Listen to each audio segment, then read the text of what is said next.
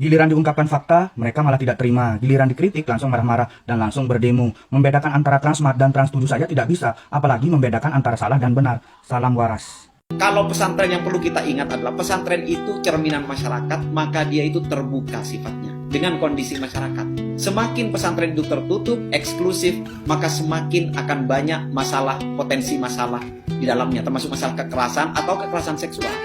Jadi hanya pesantren yang sangat eksklusif yang mungkin seperti itu. Kalau pesantren terbuka nggak mungkin. Pesantren yang menjaga tradisi yang dekat dengan masyarakat, karena kehadiran pesantren dan kiai itu untuk menyelesaikan masalah masyarakatnya. Itu jelas, bukan menambah masalah di masyarakatnya. Isuk setengah 6 mau nyetel Trans TV, buka TV, sing ditonton cinten jamaah.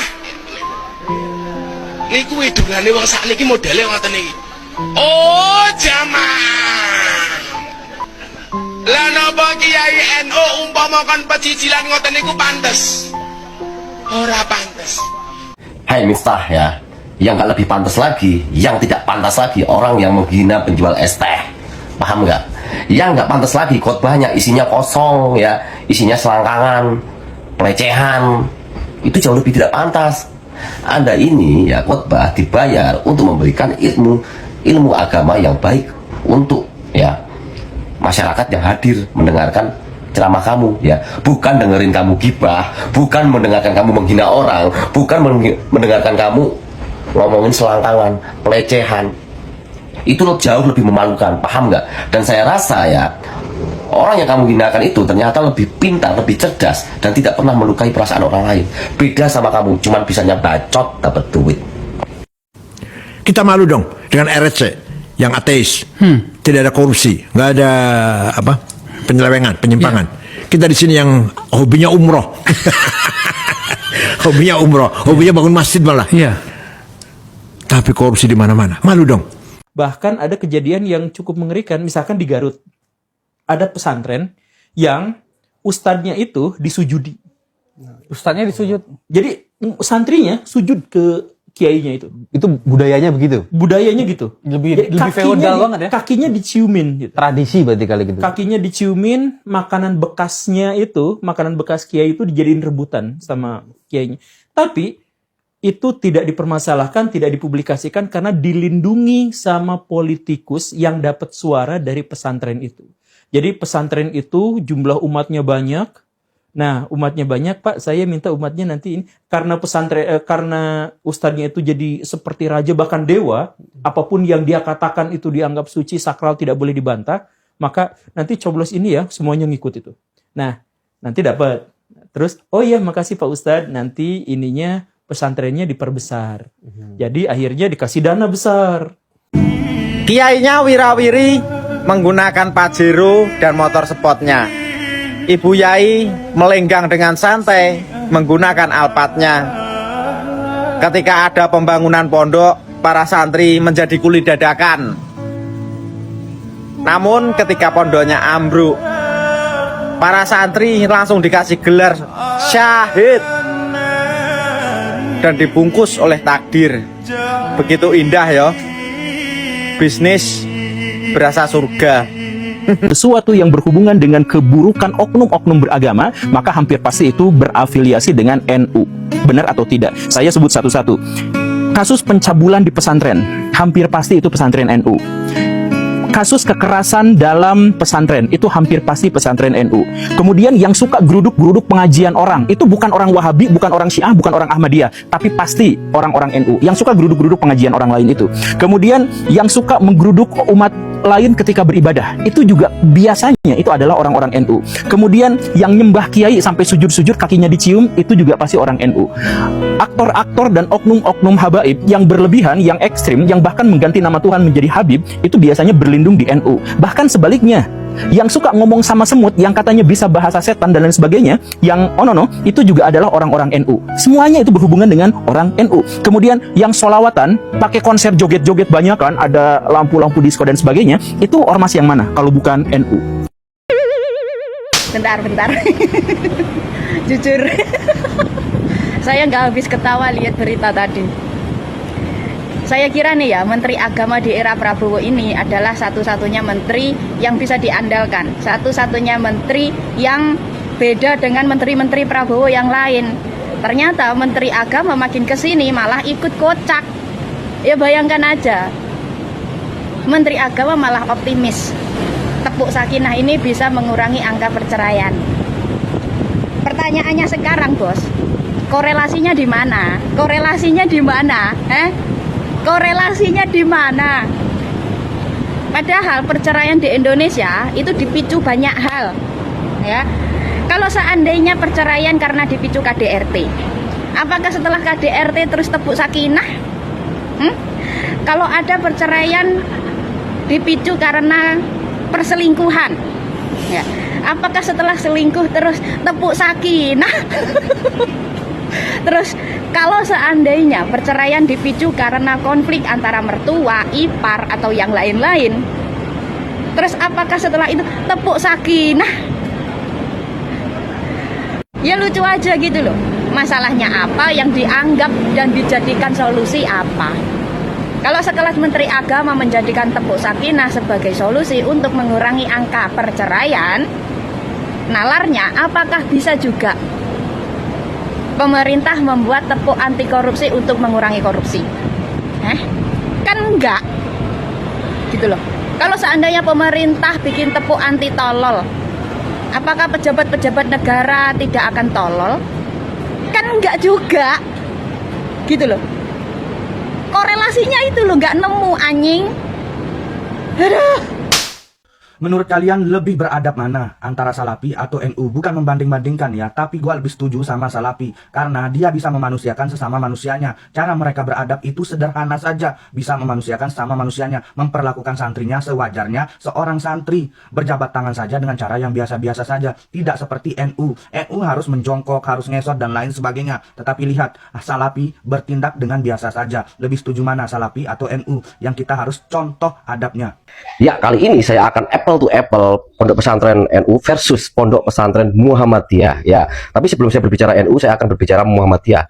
Begini ya, pondok Muhammadiyah ini di saat saya telusuri ya, itu sangat luar biasa. Disclaimer, lembaga terkaya di Indonesia adalah Muhammadiyah ya, tepuk tangan ya, ini keren banget ya. Saat saya melihat pondok pesantren Muhammadiyah ini ya, memang terlihat secara sosialnya itu terlihat lebih modern ya. Jadi mereka ya, dengan ibaratnya kita berbicara secara penghormatan kepada gurunya, kepada pembinanya ataupun kiainya, cara penghormatan mereka hanya bersalaman seperti kita sebagai anak dan orang tua. Bisa dilihat kok ya, cuman mengulurkan tangan ya, mentok-mentok cium tangan, itu sudah umum ya ada di Indonesia seperti itu. Nah, lalu bagaimana dengan segi di pesantrennya tersebut? Lingkupan pesantren Muhammadiyah itu lagi-lagi memperlihatkan modernisasi ya, lebih modern. Nah, ini yang buat saya luar biasa ya. Karena fasilitas di dalam pondok pesantren dan pendidikannya di Muhammadiyah itu sangat modern ya, dan terlihat dari bagaimana mereka mempelajari komputer, mempelajari sains, mempelajari pelajaran matematika dan pembelajaran-pembelajaran yang lain itu sangat kompatibel dengan pembelajaran-pembelajaran yang ada di sekolah-sekolahan yang biasa di bangsa kita ya. Ini harus diketahui juga dari segi sekolahan Muhammadiyah yang sangat modern, pondoknya yang sangat rapi ya, fasilitas yang sangat luar biasa. Memang harus diakui sekolah di Muhammadiyah itu tidak murah ya, jadi cukup lumayan ya menguras kantong lah ya, seperti itu. Tapi sepadan dengan apa yang didapatkan oleh ya siswa-siswinya ataupun santri dan santriwatinya, mendapatkan fasilitas yang sangat baik, sangat terjamin ya. Dan lalu kita berbicara dari NU ya, di pondok pesantren NU ya, memang sudah banyak pondok pesantren yang menerapkan secara modern ya dari segi pendidikan dan juga fasilitas. Tapi lebih banyak memang pondok-pondok NU itu memang cukup sederhana ya, dengan fasilitas ala kadarnya. Tapi kalau umpamanya ada yang bicara, loh kok sederhana, kok seperti itu, kurang layak, ya karena harus diingat, yang saya tahu ya, pembayaran di pondok pesantren NU tersebut rata-rata itu banyak yang murah teman-teman. Bayangkan sebulan 100.000 itu kalau pondok pesantren ngasih makan, tempat tinggal, itu tombok ya sebenarnya ya. Nah, tapi kita harus juga ambil sikap yang toleran ya, yang dimana minimal apa yang sudah diberikan pondok pesantren NU tersebut sudah lebih daripada apa yang dibayarkan ya. Seperti itu. Ilmu didapat ya, dan juga mencakup difasilitasi tempat tinggal yang cukup memadai walaupun sederhana, itu juga harus kita syukuri. Adapun ya, memang ada pondok pesantren NU yang modern, yang seperti Muhammadiyah yang sangat mencangkup segala sesuatunya itu fasilitas yang sangat mumpuni, tapi juga harus diingat pembayarannya nggak murah gitu loh ya. Jadi saya juga harus apple to apple. Untuk masalah adab ataupun etika soal yang sudah viral ini tentang NU menyalami gurunya sampai seperti itu dan gini-gini gitu ya. Kalau saya berbicara seperti ini, mungkin adab ataupun etika yang dilakukan oleh santri dan santriwatinya kepada gurunya tersebut atau kiainya itu adalah suatu apa yang namanya bisa dikatakan suatu ciri khas ataupun semacam budaya ya, budaya yang selama ini melekat di pondok NU tersebut. Tapi kita mungkin sebagai orang awam merasa ini hal yang aneh ya, dan mungkin terasa berlebihan. Oke, pandangan opini masyarakat kita juga terima, tapi di sisi lain kita juga harus saling menghargai satu dengan lainnya. Kalau itu memang budaya, ya oke, ya udah nggak masalah ya. Yang penting apa yang diterapkan di pondok tersebut hal yang baik, hal yang positif. Karena saya harus mengakui pondok pesantren adalah salah satu wadah yang sudah apa namanya melahirkan ya putra-putri bangsa Indonesia dari pondok pesantren itu yang mampu, yang telah ada kontribusinya untuk negara dan bangsa. Banyak pejabat-pejabat, ya orang-orang sukses juga dari pondok pesantren, entah dari Muhammadiyah ataupun dari NU. Nah, hal pada inti yang saya bicarakan, andai saja ya dari Muhammadiyah dan NU bisa menselaraskan, bisa membuat evaluasi sama-sama dengan segala kekurangannya, karena apapun itu pasti ada kekurangan. Nah, jika itu diperbarui dengan hal yang baik ya, mungkin fasilitas sudah dapat ya, mungkin harganya mungkin ya sedikit lebih murah dikit ya, masyarakat bisa merasakan, dan mungkin secara budayanya juga lebih lebih distandarkan ya, yang penting tidak berlebihan seperti itu. Maka saya yakini pondok-pondok pesantren di Indonesia ini akan melahirkan generasi-generasi muda yang luar biasa. Pesulap merah nggak percaya dengan adanya santet. Nah, nggak percaya dengan adanya santet berarti secara nggak langsung pesulap merah nggak percaya dengan adanya perkara yang gaib. Berarti perlu dipertanyakan imannya si pesulap merah ini. Ya, tepat nih, orang ini circle mana nih? Ya, sebelumnya gini ya Bang ya, Bang Jenggot. Jadi saya baru dengar ya, seseorang menilai dia beriman atau tidak, seorang muslim dinilai dia percaya santet atau enggak. Kalau dia nggak percaya santet, berarti keilmuannya, keagamaannya menjadi sosok seorang muslim itu dipertanyakan. Tolol ya. Nggak seperti gitu. Di agama saya juga, Islam ya, nggak mengajarkan seperti itu. Kalau ada orang tidak percaya dengan santet ya, itu malah bagus ya, nggak masalah. Jadi jangan mengukur seseorang yang tidak percaya dengan hal yang mistis ataupun hal santet, apalagi ya, itu dianggap ya, ukurannya agamanya dipertanyakan. Aneh ya. Saya malah mempertanyakan Anda ya, atau antum seperti itu ya.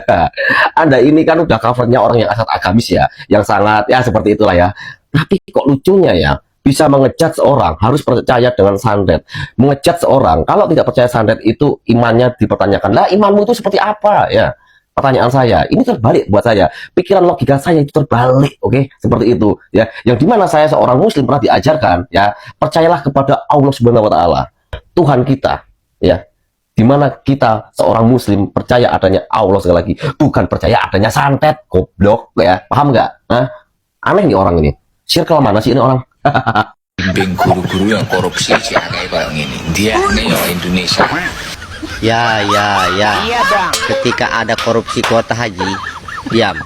Ketika pondok pesantren roboh menewaskan puluhan santri, diam. Dan tidak pernah mengkritik pemerintah.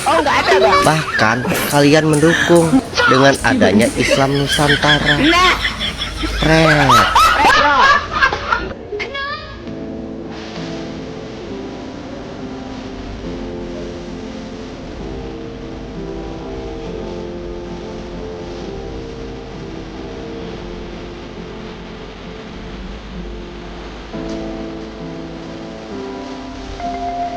Barokah selalu ya makanan kalian, anak-anak santriwati. Semoga kuman yang di lantai itu nggak bikin kalian sakit perut. Semoga apa yang kalian lakukan di pondok pesantren selalu barokah. Gua doakan yang terbaik buat kalian, para santri dan santriwati, semoga baik-baik aja. Karena menurut gua cara makan kalian itu sangat jorok, bahkan makan di lantai tanpa alas sama sekali. Emang kalian di pondok pesantren itu, pihak pondok pesantrennya nggak mampu beli piring, nggak mampu beli sendok atau gimana?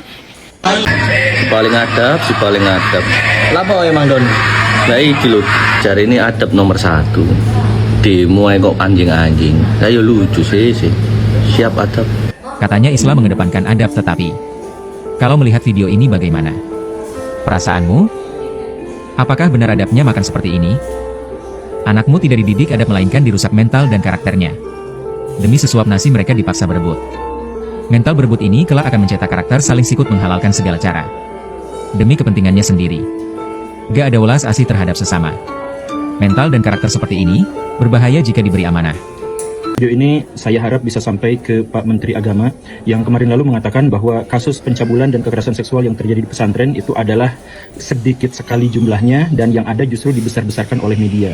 Saya ingin menyanggah itu semua dan ingin saya sampaikan Bapak, ini berdasarkan data yang dikeluarkan oleh Jaringan Pemantau Pendidikan Indonesia. Itu menyebutkan bahwa dalam kurun 6 bulan dari bulan Januari sampai Juni 2025 itu ada 130 kasus yang dilaporkan terkait dengan pencabulan dan kekerasan seksual yang terjadi di pesantren. Jadi 130 kali kekerasan dalam 6 bulan itu bukan jumlah yang sedikit Pak, dan bukan dibesar-besarkan oleh media. Justru sebagian besar tidak ditampilkan di media.